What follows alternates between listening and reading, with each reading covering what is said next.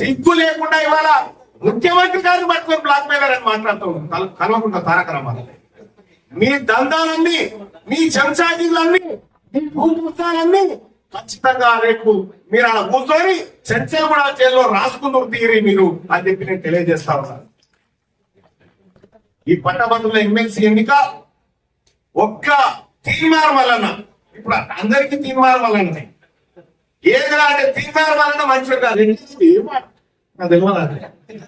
ఎట్లా అంటే ఏం లేదు, 100 మంది బిడ్డలకు, నా బిడ్డలకు ఎవరు కావద్దని 100 మంది బిడ్డలకు ఆపరేషన్ చేసిన తీర్మానం ఉన్న చెడ్డోడా.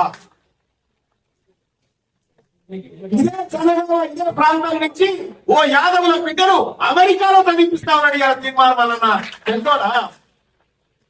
ఉమ్మడి నల్గొండ జిల్లా నుంచి ఎంబీబీఎస్ సాధించినటువంటి ముస్లింల పిల్లలు, తల్లిదండ్రుల పిల్లలు తీసుకొచ్చి ఎంబీబీఎస్ చదివిస్తున్న తీర్మానం చెడ్డోడా. నీ మొత్తానికి ఏదైనా నీ పని చేసుకొచ్చినావా?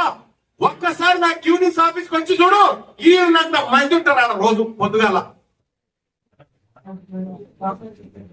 ఎన్నడన్నా పేద ప్రజలని నీ ప్రగతి భవన్ గేటు కూడా ముట్టుకోని కేసీఆర్ నువ్వు. మా ఆఫీస్ కూడా నా శైలి తప్ప అన్ని చాలా కూర్చొని తీర్మానం వలన ఎవరు గెలిచినా పర్వాలేదు, తీర్మానం వలన గెలిస్తే కష్టం అనేది వస్తే తంతనే. ఎట్టి పరిస్థితిలో వదిలిపెట్టాం.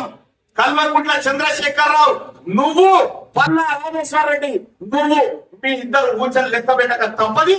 నీ పదవి కాలం ఎక్కువ రోజులు ఉండని పల్లా రాజేశ్వర రెడ్డి, నువ్వు అడ్డంగా దొరికిపోయే దొంగ మా ప్రథమ పన్న హైకోర్టులో నిర్దేశిండు.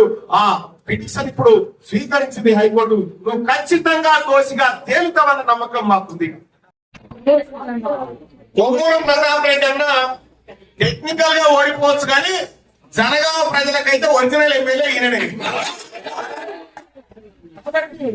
శాసనసభ్యుడిగా మనం గుర్తిస్తా ఉన్నాం కాబట్టి అన్న చెప్పిందే శాసనం. 12,000 ఓట్లకు తగ్గకుండా కాంగ్రెస్ పార్టీని గెలిపించి ఇక్కడి నుంచి పంపిస్తే పల్లా రాజేశ్వర రెడ్డి ముఖం ఇంత కావాలి కదా ముందుగా. ఆ రకంగా పనిచేయాల్సిందిగా మీ అందరూ రిక్వెస్ట్ చేస్తా ఉన్నారు.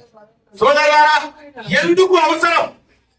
ఇదే జనగామ జిల్లాకు, ఇదే ప్రతాప్ రెడ్డి ఈయనంతా కలిసి తపోసుపల్లి రిజర్వాయర్ తెచ్చి ఇక్కడ ప్రాంతాన్ని సస్యశ్యామలం చేస్తే ఈ పల్లా రాజేశ్వర రెడ్డి, హరీష్ రావు, 100 మంది ఎనుకకు గుట్టలు తవ్వి సిద్దిపేటకు ఎత్తుకొని పోయిన నీళ్లు.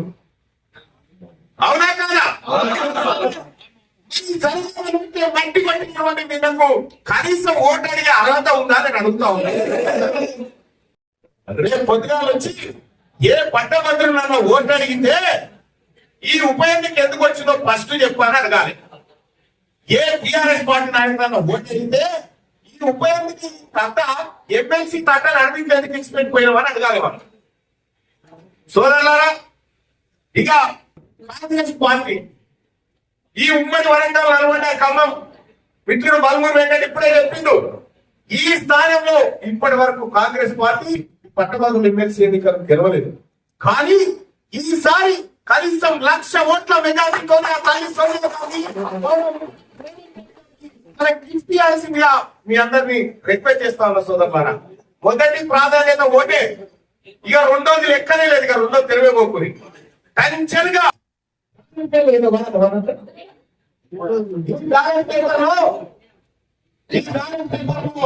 సీరియల్ నెంబర్ 2 అనేది ఇలా పార్టీ ఉంటుంది, ఓన్లీ పేరు ఉంటుంది, పేరు ఏముంటుంది, తీర్మానం వల్ల నాని ఉంటది, తీర్మానం వల్ల నాని పేరు ఉంటది.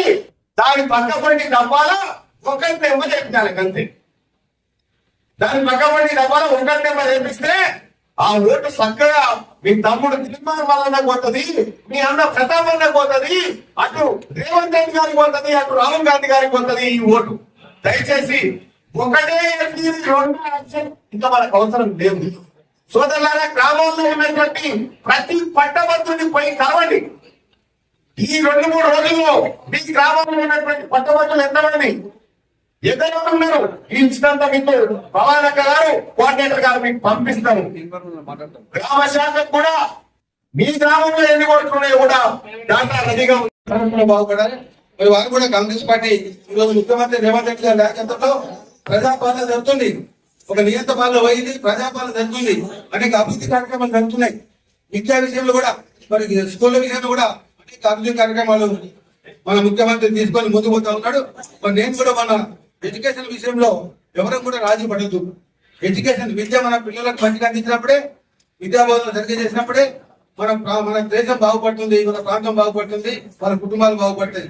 కాబట్టి మరి నేను కూడా 2001 కూడా ఎమ్మెల్యే అయినాక ఈ ప్రాంత ఎడ్యుకేషన్ విషయంలో దాదాపు 14 ఎకరాల భూమి కొని ఎడ్యుకేషన్ కి డొనేట్ చేసి అనేక నిధులు తీసుకొచ్చి మరి పాఠశాలలు కట్టేయడం జరిగింది.